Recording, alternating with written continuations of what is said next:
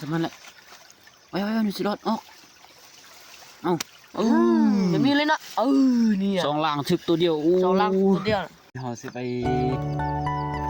ยามกับขี่รถมาหนาวสุดมือจิ้มแข็งหมดขี่รถมาประมาณ20 นาทีไปมาดูกันมาถึกซ้ำ เข้ามาอย่างกับอะไรหรอก มันตัวกินเดนั่นซื้อนี่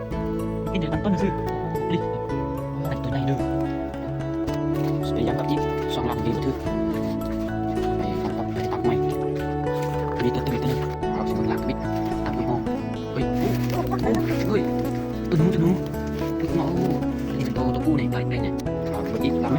ไม่ต้องการจะถึกโอ้โหวันนี้ก่อนไปดีถึกเอาไปอีกหลังนึงโอ้ถึกใหญ่ไรนี่น้อย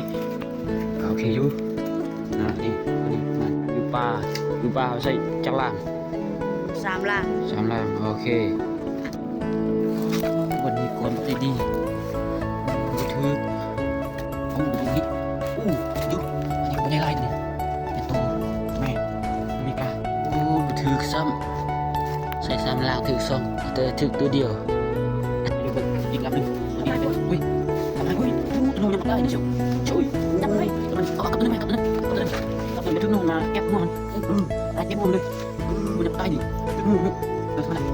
สิเอานี่เลยนะนี่สองหลังตัวเดียวหลังตัวเดียวเฮ้ยพอแล้วมึงเมื่อวานนะว่าเขาต้องได้สกับเซ็กคุณมัน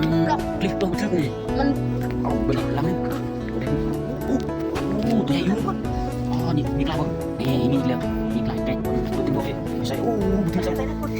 พยายามไปอีกหลังนึงมันมีนู่นจุดนะเอาเรื่องกันเนาะเอาเดียวนะทำนู่นนะมันต่อมามาจุดเอาตัวเอานี่นึงเอาไปปัดไปช่องกินก็ใส่แล้ว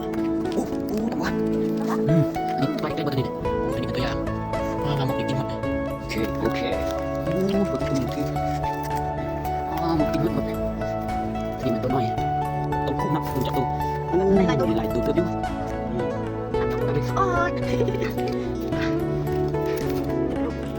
นับไป